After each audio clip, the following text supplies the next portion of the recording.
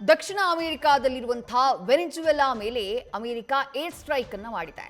ರಾಜಧಾನಿ ಕ್ಯಾರಕಾಸ್ನಲ್ಲಿ back to back 7 ಸ್ಫೋಟಗಳು ನಡೆದಿದ್ದಾವೆ. ಸರಣಿ ಸ್ಫೋಟದಿಂದಾಗಿ ವೆನೆಜುವೆಲಾದ ರಾಜಧಾನಿಯಾಗಿರುವಂತಹ ಕ್ಯಾರಕಾಸ್ನ ಜನ ದಿಕ್ಕಾಪಾಲಾಗೋಡಿದ್ದಾರೆ. ವೆನೆಜುವೆಲಾ ಸರ್ಕಾರ ತುರ್ತು ಪರಿಸ್ಥಿತಿಯನ್ನ ಘೋಷಣೆ ಮಾಡಿದೆ.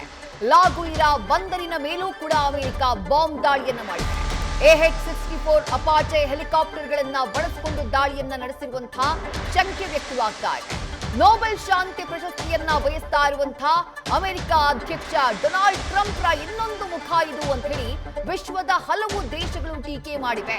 ತೈಲದ ಮೇಲೆ ಹಿಡಿತವನ್ನ ಸಾಧಿಸುವಂತಹ ದುರುದ್ದೇಶದಿಂದ ಪುಟ್ಟ ರಾಷ್ಟ್ರವಾದಂತಹ ವೆನೆಜುವೆಲಾ ಮೇಲೆ ದೊಡ್ಡಣ್ಣ ಅಂತ ಕರೆಸಿಕೊಳ್ಳುವಂತಹ ಅಮೆರಿಕ ದಾಳಿ ಮಾಡಿದೆ ಅಂತ ಹೇಳಿ ಟೀಕೆಗಳು ವ್ಯಕ್ತವಾಗ್ತಾ ಇವೆ.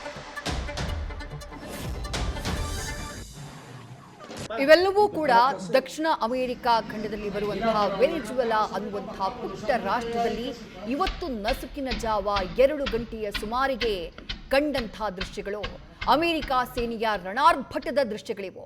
ವೆನೆಜುವೆಲಾದ ರಾಜಧಾನಿಯಾಗಿರುವಂತಹ ಕ್ಯಾರಕಸ್ ಮೇಲೆ ಏಕಾಏಕಿ ಏರ್ ಸ್ಟ್ರೈಕ್ ಮಾಡೋದಕ್ಕೆ ಆರಂಭ ಮಾಡಿಬಿಡ್ತು ಅಮೆರಿಕ. ಈ ದಾಳಿ ಕಾರಣ ಏನು? ದಾಳಿಗೆ ಅಮೆರಿಕ ಕೊಡ್ತಾ ಇರುವಂತಹ ಕಾರಣ ಏನು ಅಂತಂದ್ರೆ, ಇದು ಆರಂಭ ಆಗಿ ವೆನೆಜುವೆಲಾದ ಜೊತೆ ಈ ಗುದ್ದಾಟ ತಿಕ್ಕಾಟ ಆರಂಭ ಆಗಿ ಹಲವು ತಿಂಗಳುಗಳೇ ಕಳೆದು ಹೋಗಿದೆ. ಕಳೆದ ಸೆಪ್ಟೆಂಬರ್ನಲ್ಲಿ ಒಂದು ಬಹಿರಂಗ ಘೋಷಣೆಯನ್ನ ಮಾಡ್ತಾರೆ ಅಮೆರಿಕ ಅಧ್ಯಕ್ಷ ಡೊನಾಲ್ಡ್ ಟ್ರಂಪ್.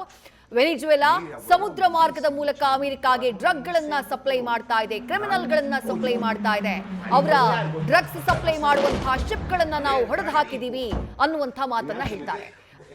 ವೆನೆಜುವೆಲಾದ ಅಧ್ಯಕ್ಷರಾಗಿರುವಂತಹ ನಿಕೋಲಸ್ ಮಡುರೋ ಅವರೇ ದೊಡ್ಡ ಸ್ಮಗ್ಲರ್ ಅನ್ನುವಂತಹ ಆರೋಪವನ್ನ ಮಾಡಿದ್ದಾರೆ ಅಮೆರಿಕದ ಅಧ್ಯಕ್ಷ ಡೊನಾಲ್ಡ್ ಟ್ರಂಪ್.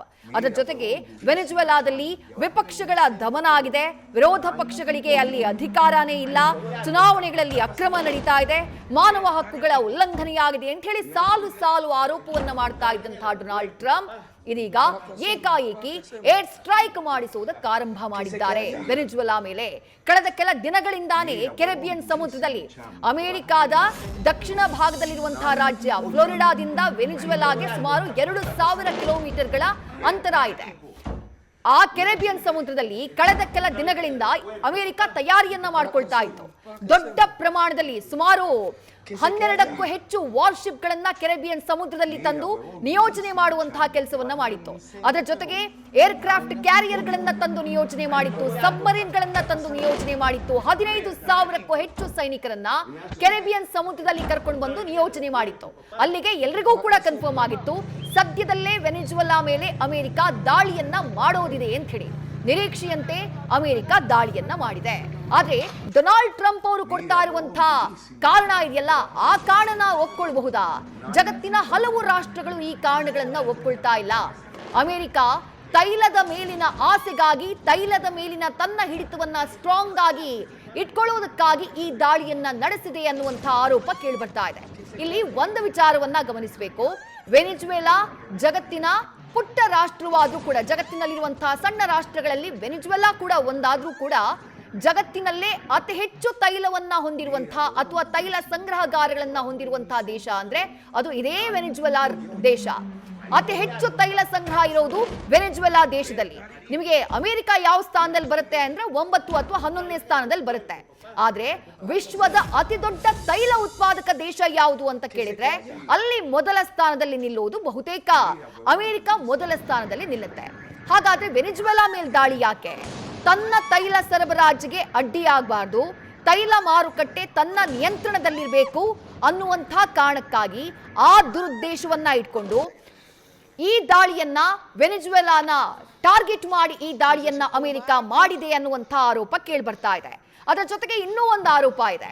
ಈ ವೆನೆಜುವೆಲಾ ಏನಿದೆ, ಅಮೆರಿಕಾದ ವಿರೋಧಿ ರಾಷ್ಟ್ರಗಳು ಅಂತ ಕರೆಸಿಕೊಳ್ಳುವಂತಹ ರಷ್ಯಾ, ಚೀನಾ, ಇರಾನ್ ಹಾಗೆ ಕ್ಯೂಬಾ ದೇಶಗಳೊಂದಿಗೆ ತನ್ನ ಸ್ನೇಹ ಸಂಬಂಧ, ರಾಜತಾಂತ್ರಿಕ ಸಂಬಂಧವನ್ನ ಹೊಂದಿದೆ. ಆ ಒಂದು ಸಂಬಂಧ ಯಾವತ್ತಿದ್ರೂ ಆ 4 ದೇಶಗಳ ಜೊತೆಗಿನ ವೆನೆಜುವೆಲಾದ ಸ್ನೇಹ ಅದು ಸ್ಟ್ರಾಟಜಿಕ್ ಆಗಿ ಯಾವತ್ತಿದ್ರೂ ನನಗೆ ಅಪಾಯಕಾರಿ ಅನ್ನೋದು ಅಮೆರಿಕಾಗೂ ಗೊತ್ತು. ಆ ಕಾರಣಕ್ಕಾಗಿನೇ ವೆನೆಜುವೆಲಾನ ಅಮೆರಿಕ ಟಾರ್ಗೆಟ್ ಮಾಡಿದೆ ಅಂತ ಹೇಳಲಾಗ್ತಾ ಇದೆ. ವೆನೆಜುವೆಲಾದಲ್ಲಿ ವಿಶ್ವದಲ್ಲಿ ಅತಿ ದೊಡ್ಡ ತೈಲ ಸಂಗ್ರಹ ಇದೆ. ಈ ಹಿಂದೆ ಅಧ್ಯಕ್ಷರಾಗಿದ್ದಂತಹ ಚಾವೇಜ್ ಇರಬಹುದು ಅಥವಾ ಈಗ ಅಧ್ಯಕ್ಷರಾಗಿರುವಂತಹ ನಿಕೋಲಸ್ ಮಡುರೋ ಇವರು ಅಧಿಕಾರಕ್ಕೆ ಬಂದ ಮೇಲೆ ಏನ್ ಮಾಡ್ತಾರೆ ಅಂತಂದ್ರೆ ತೈಲ ಉದ್ಯಮವನ್ನ ವೆನಿಜುವೆಲಾದಲ್ಲಿ ರಾಷ್ಟ್ರೀಕರಣ ಮಾಡ್ತಾರೆ. ಹಾಗೆ ಮಾಡಿದಂತಹ ನಂತರದಲ್ಲಿ ನಿಕೋಲಸ್ ಮಡುರೋರ ಈ ನಿರ್ಧಾರದ ನಂತರ ಅಮೆರಿಕ ಕಂಪನಿಗಳ ನಿಯಂತ್ರಣ ವೆನಿಜುವೆಲಾದಲ್ಲಿ ಕಡಿಮೆ ಆಗುತ್ತೆ ತೈಲದ ಮೇಲೆ. ಅದೇ ಆತಂಕ ಅಮೆರಿಕ ಕಾಡಿದ್ದು. ಆ ಕಾರಣಕ್ಕಾಗಿನೇ ಈ ಒಂದು ಏರ್ ಸ್ಟ್ರೈಕ್ ಅನ್ನ, ಈ ಒಂದು ಯುದ್ಧವನ್ನ ಸಾರುವಂತಹ ಕೆಲಸವನ್ನ ಅಮೆರಿಕ ಮಾಡಿದೆ ಅನ್ನುವಂತಹ ಆರೋಪವನ್ನ ವೆನಿಜುವೆಲಾ ಮಾಡ್ತಾ ಇದೆ. ಚೀನಾ ಈ ಘಟನೆಯನ್ನ ಖಂಡಿಸಿದೆ, ರಷ್ಯಾ ಇದನ್ನ ಟೀಕೆ ಮಾಡಿದೆ, ಕ್ಯೂಬಾ ಈ ದಾಳಿಯನ್ನ ಟೀಕೆ ಮಾಡುವಂತಹ ಕೆಲಸವನ್ನ ಮಾಡಿದೆ, ಇರಾನ್ ಈ ದಾಳಿಯನ್ನ ಖಂಡಿಸುವಂತಹ ಕೆಲಸವನ್ನ ಮಾಡಿದೆ. ನ್ಯೂಸ್ ಫಸ್ಟ್ ನಿರ್ಭೀತಿಯಿಂದ ನಿಮ್ಮ ಪರವಾಗಿ.